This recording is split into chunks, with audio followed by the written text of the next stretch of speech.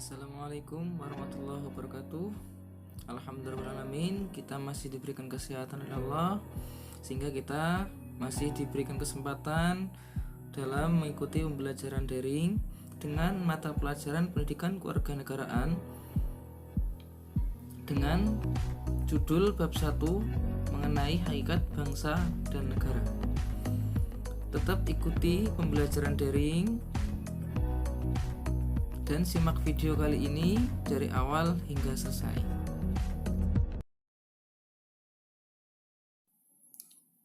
Pengertian bangsa.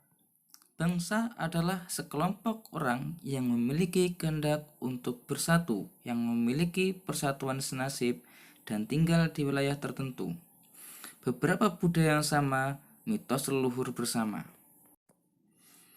Unsur-unsur terbentuknya bangsa antara lain: 1.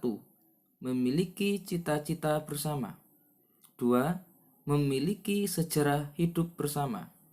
3. Memiliki adat budaya dan kebiasaan sama.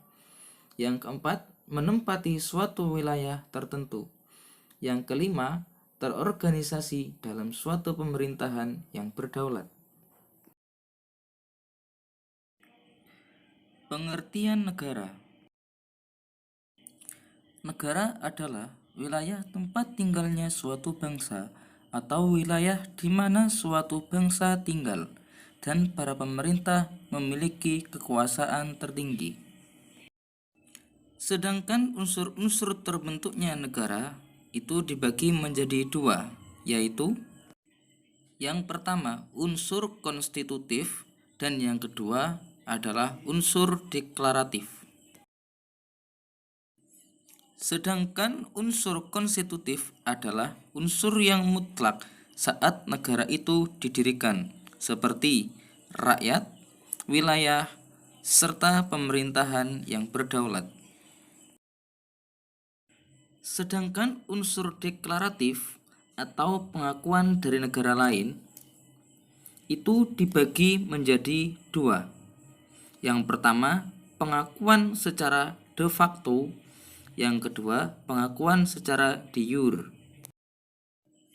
Pengertian pengakuan de facto adalah pengakuan tentang kenyataan adanya suatu negara yang dapat mengadakan hubungan dengan negara lain yang mengakuinya. Pengakuan de facto terbagi menjadi yang pertama, pengakuan de facto tetap. Yang kedua, pengakuan de facto sementara. Sedangkan pengakuan secara de jure adalah pengakuan secara resmi berdasarkan hukum dari negara lain. Bangsa yang telah mendapatkan pengakuan de jure akan diakui dalam dunia internasional sebagai bangsa yang berdaulat penuh. Berdasarkan menurut sifatnya, pengakuan de jure dibagi menjadi dua. Yang pertama, pengakuan de jure secara tetap. Maksudnya, pengakuan dari negara lain berlaku selama-lamanya setelah melihat kenyataan bahwa negara baru tersebut memiliki pemerintahan stabil. Yang kedua, pengakuan de jure bersifat penuh. Maksudnya, terjadi hubungan antar negara yang mengakui dan diakui meliputi hubungan dagang, ekonomi, dan diplomatik. Saya kira cukup materi yang saya sampaikan. Harapan saya semoga ada guna dan manfaatnya. Kurang lebihnya saya mohon maaf. Wabillahi taufiq wal hidayah. Wassalamualaikum warahmatullahi wabarakatuh.